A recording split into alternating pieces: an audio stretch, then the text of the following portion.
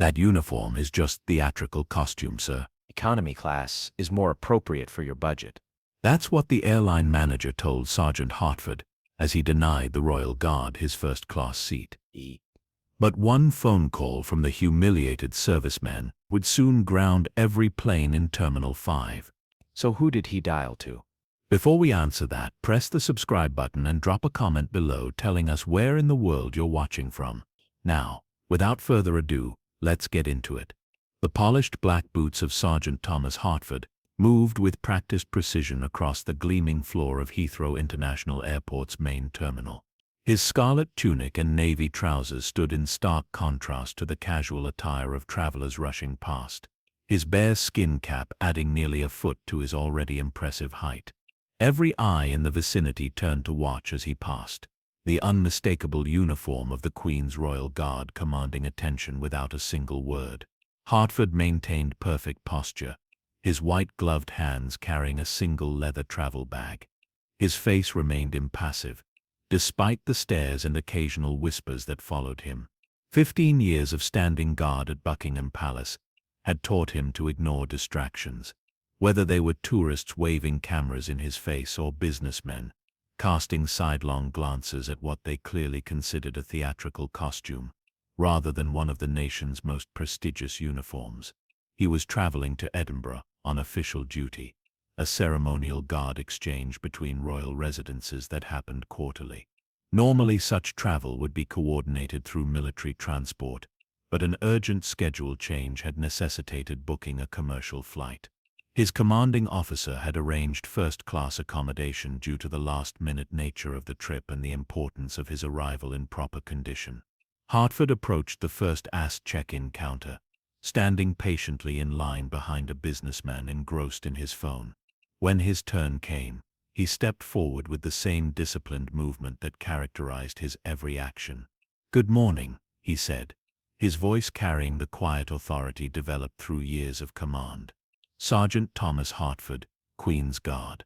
I have a first-class reservation on the 10:40 to Edinburgh." He placed his military ID, passport and ticket confirmation on the counter with precise alignment. The counter agent, Rebecca Norton, according to her name badge, looked up and froze momentarily at the sight of the full ceremonial uniform before her. Her professional smile faltered as her eyes darted from Hartford's bare skin cap to his documentation and back again. "One moment, please," she said, her voice suddenly strained as she picked up her phone and turned slightly away from the counter. "Martin, I need you at first-class check-in." "Yes." Now, as Rebecca spoke in hushed tones on the phone, Hartford stood motionless, his expression betraying nothing. Years of maintaining ceremonial composure through rain, heat, and the endless prodding of tourists had perfected his ability to remain stoic under scrutiny. Within minutes, a man in a tailored suit approached. Martin Coleman, the supervising manager, eyed Hartford with poorly concealed suspicion. "Is there a problem?" Hartford inquired, his tone remaining professionally neutral. "Sir, may I ask the purpose of your attire?" Coleman gestured vaguely toward the ceremonial uniform. "I'm on official duty traveling between royal residences," Hartford explained, indicating his documentation. "My commanding officer arranged the booking." Coleman examined the ticket confirmation with exaggerated scrutiny, his lips pursed. "This is highly irregular. We don't typically see military personnel in ceremonial dress on commercial flights. The schedule change was unexpected. I am due in Edinburgh by evening." Coleman leaned closer to Rebecca, whispering something that Hartford could still hear clearly. "Call security. We need additional verification." Rebecca nodded, picking up the phone again. Hartford remained composed, though he was keenly aware of other passengers watching the uncomfortable exchange. This wasn't the first time his uniform had elicited suspicion, rather than respect outside military contexts. Several minutes later, two security officers approached Daniels and Matthews according to their badges. Unlike Coleman, Officer Daniels immediately straightened his posture slightly upon seeing Hartford, a subtle gesture of respect that didn't go unnoticed. "Sir," Daniels addressed Hartford, his tone professional, but apologetic. "I'm sorry for the inconvenience. but we've been asked to verify your documentation. Of course, Hartford replied calmly. I understand protocol must be followed, Coleman interjected. We need to verify that this uniform is authorized. There have been incidents of unauthorized individuals wearing ceremonial outfits. I can assure you, Hartford began, but Coleman cut him off. Security will need to confirm your identity and authorization to travel in this manner, Coleman stated firmly. Please, step aside. Hartford noted the discomfort on Officer Daniels' face as he gestured toward a more private screening area. This way, Sergeant, Daniels said quietly. As they moved away from the counter, Hartford caught a hushed exchange between Daniels and Matthews. This is ridiculous, Matthews muttered. My brother served with the Royal Artillery. You don't question a guard like this. I know, Daniels replied under his breath, but orders are orders. In the private screening area, Officer Daniels conducted the identity verification with evident reluctance. He carefully checked Hartford's military ID against his passport and ticket information. Everything appears in order, Sergeant, Daniels stated, returning the documents. I apologize for the inconvenience. No apology necessary, Hartford replied, his tone even. Security measures exist for good reason. Before they could conclude, Coleman entered the room, his expression still skeptical. Have we confirmed this individual's identity? He asked as though Hartford weren't present. Yes, sir, Matthews responded. His documentation is legitimate. Military ID confirms he's Sergeant Thomas Hartford of the Queen's Guard, traveling on official orders. Coleman circled Hartford, examining the ceremonial uniform with undisguised disdain. All this pageantry seems excessive for a simple flight, he remarked. Do taxpayers know how much these costumes cost? Hartford remained at parade rest, his eyes fixed forward. This uniform represents centuries of tradition and service to the Crown, sir. It's worn with permission from the highest authorities.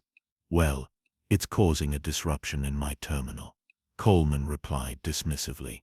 People are staring, taking photos. It's a security concern. Back at the counter, Coleman reviewed Hartford's ticket information with Rebecca, while a small audience of travelers watched with increasing interest. The manager's demeanor had shifted from cautious to openly hostile, perhaps emboldened by his position of authority. This first-class ticket, Coleman said, holding the confirmation as though it were counterfeit. How exactly did you acquire it? As I explained earlier, my commanding officer arranged it, Hartford replied evenly. And you expect us to believe the military regularly books first-class tickets for its personnel? Coleman's tone was dripping with skepticism. These seats cost upwards of 400 Hartford maintained his composure. Due to the urgent nature of the reassignment and the ceremonial requirements of my position, yes, the Crown does occasionally authorize appropriate accommodations. A woman in line behind them spoke up. For heaven's sake, he's a royal guard. Why are you treating him like a criminal? Coleman turned briefly. Mom, I assure you we're following standard security protocols. His attention returned to Hartford. How exactly did you afford this ticket personally? Our records show it was purchased yesterday. I didn't purchase it personally. It was arranged through military channels, Hartford explained for the third time. So you have no proof of purchase. The confirmation of my orders should be sufficient proof. Coleman exchanged glances with Rebecca, who seemed increasingly uncomfortable with the situation. I'm afraid we cannot verify the legitimacy of this ticket. For security reasons, we'll need to reassign you to economy class. A ripple of disbelief passed through the onlookers. Hartford remained still, processing the blatant discrimination dressed as security concern. Is there a specific regulation I violated? Hartford asked calmly. Sir, this isn't a debate. We have full discretion over flight assignments for security purposes, Coleman stated firmly. Your unusual attire and inability to verify the source of your premium ticket raise red flags. You can either accept economy seating or reschedule your travel. Hartford understood the reality of his situation. Making a scene would reflect poorly on the institution he represented, regardless of who was at fault. His training had prepared him for far worse indignities than an airline downgrade. As you wish, Hartford responded with dignity. I won't cause a scene. Coleman seemed relieved, perhaps having expected a confrontation. He quickly processed the seat reassignment, handing Hartford a new boarding pass for seat 24C in economy.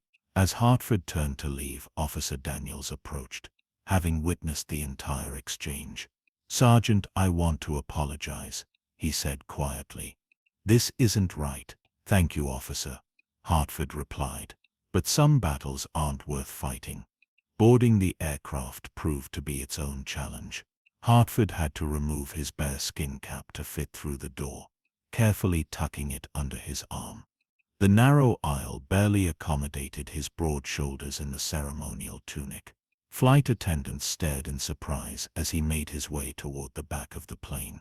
When Hartford reached row 24, he found an elderly gentleman occupying the window seat. The man looked up, and his eyes widened in recognition. Well, I'll be damned, the man said, straightening in his seat. A Queen's Guard on my flight. Good morning, sir, Hartford replied politely, as he stored his cap in the overhead compartment and maneuvered into the middle seat. Walter Simmons, the man introduced himself, extending a weathered hand. Royal Marines, retired. Served 28 years before they put me out to pasture. Hartford shook his hand. Sergeant Thomas Hartford, Queen's Guard. Simmons smiled warmly. I recognized the uniform immediately. My unit provided support for the changing of the guard back in '78. Hottest summer on record. And you lads never flinched. As Hartford settled in, adjusting his tunic as best he could in the confined space, Simmons leaned closer. I saw what happened up front, he said quietly. That pencil pusher had no right treating you that way. Disgraceful. Hartford remained diplomatic. Just a misunderstanding, I'm sure. Bollocks. Simmons replied firmly. That was discrimination. Plain and simple. You should file a complaint when we land. Hartford smiled slightly. There are more important battles to fight, Mr. Simmons. Walter, please, the older man insisted. And perhaps you're right. Still, in my day, there was more respect for the uniform. Their conversation continued, as the remaining passengers boarded, with Walter sharing stories from his service days, and Hartford listening with genuine interest. Several passengers in nearby seats had begun eavesdropping, clearly intrigued by the uniformed guardsmen and the veterans' animated recollections. 30 minutes into the flight, Hartford and Walter were discussing the rigorous selection process for the Queen's Guard, when a sudden commotion erupted several rows behind them. A flight attendant's voice cut through the ambient noise of the cabin. Is there a doctor on board?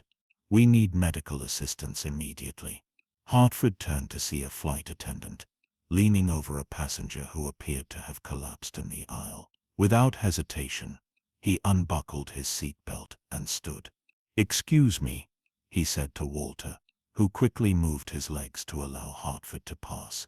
Hartford moved swiftly toward the scene, his ceremonial uniform, drawing all eyes as he approached the stricken passenger. A middle-aged man, lying motionless on the floor, while a panicked woman, presumably his wife, clutched his hand. I'm trained in emergency medical response, Hartford announced calmly to the flight attendant. May I assist? The flight attendant, her name tag reading Sarah, looked up with evident relief. Yes, please. He just collapsed without warning. Hartford knelt beside the man, immediately checking for a pulse. Finding none, his training took over. No pulse, he stated clearly. I'm initiating CPR.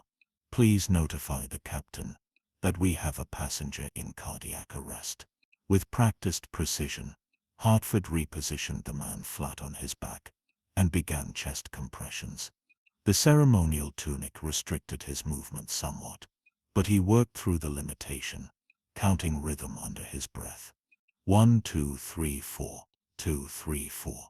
The cabin had gone completely silent, except for Hartford's steady counting and the sound of compressions. Passengers watched wide-eyed as the Royal Guard, who many had dismissed as merely ceremonial, demonstrated life-saving medical skills with professional composure. When Sarah returned with the AED, Hartford quickly attached the pads to the man's chest while maintaining his professional demeanor. The machine analyzed the heart rhythm, then advised a shock. Hartford ensured everyone was clear before delivering it. After another cycle of CPR, Hartford checked for a pulse again. Hartford pressed 2 fingers to the man's neck, finally finding a faint pulse.